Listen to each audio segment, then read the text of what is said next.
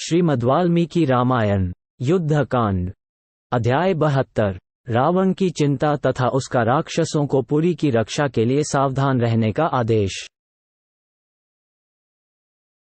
महात्मा लक्ष्मण के द्वारा अतिकाय को मारा गया सुनकर राजा रावण उद्विग्न हो उठा और इस प्रकार बोला। अत्यंत अमरशील धूम्राक्ष, संपूर्ण शस्त्रधारियों में श्रेष्ठ अकंपन, प्रहस्त तथा कुंभकर्ण, ये महाबली वीर राक्षस सदा युद्ध की अभिलाषा रखते थे। ये सब के सब शत्रुओं की सेनाओं पर विजय पाते और स्वयं विपक्षियों से कभी पराजित नहीं होते थे। परंतु अनायासी महान कर्म करने वाले राम ने नाना प्रकार के शस्त्रों के ज्ञान में निपुण उन विशालकाय वीर राक्षसों का सेना सहित संहार कर डाला। और भी बहुत से महामनस्वी शूरवीर राक्षस उनके द्वारा मार गिराए गए। जिसके बल और पराक्रम सर्वत्र विख्यात हैं, उस मेरे बेटे इंद्रजित ने उन दोनों भाइयों को वरदान प्राप्त घोर नाग स्वरूप बाणों से बांध लिया था।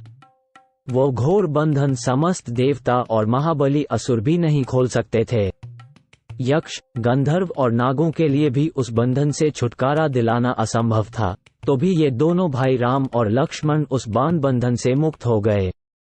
न जाने कौन सा प्रभाव था, कैसी माया थी अथवा किस तरह की मोहिनी औषधि आदि का प्रयोग किया गया था, जिससे वे उस बंधन से छूट गए। 5-7 मेरी आज्ञा से जो शूरवीर योद्धा राक्षस युद्ध के लिए निकले, उन सबको सम्रांगण में महाबली वानरों ने मार डाला। मैं आज ऐसे किसी वीर को नहीं देखता जो युद्ध में लक्ष्मण सहित रामकों और सेना तथा सुग्रीव सहित वीर विभीषण को नष्ट कर दे। अहो, राम बड़े बलवान हैं, निश्चय ही उनका अस्त्र बल महान है, जिनके बल विक्रम का सामना करके असंख्य राक्षस काल के गाल में चले गए।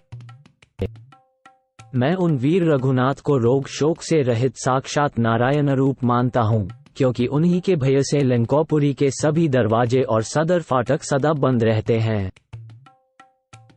राक्षसों, तुम लोग हर समय सावधान रहकर सैनिकों सहित इस पुरी की और जहां सीता रखी गई है, उस अशोक शिविर वाटिका की भी विशेष रूप से रक्षा करो।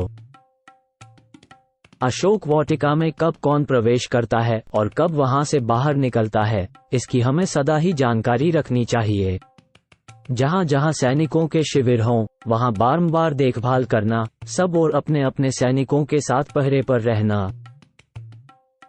निशाचरों, प्रदोष काल, आधी रात तथा प्रातः काल में भी सर्वथा वानरों के आने जाने पर दृष्टि रखना। वानरों की ओर से कभी उपेक्षा भाव नहीं रखना चाहिए और सदा इस बात पर दृष्टि रखनी चाहिए कि शत्रुओं की सेना युद्ध के लिए उद्यमशील तो नहीं है, आक्रमण तो नहीं कर रही है अथवा पूर्ववत जहां की तहां खड़ी है न। लंकापति का यह आदेश सुनकर समस्त महाबली राक्षस उन सारी बातों का यथावत रूप से पालन करने लगे। उन सबको पूर्वोक्त आदेश देकर राक्षस राज रावण अपने हृदय में चुभे हुए दुख और क्रोध रूपी कांटे की पीड़ा का भार वहन करता हुआ दीन भाव से अपने महल में गया। महाबली निशाचर राज रावण की क्रोधाग्नि भड़क उठी थी। वह अपने पुत्र की उस मृत्यु को ही याद करके उस समय बारंबार लंबी सांस खींच रहा था।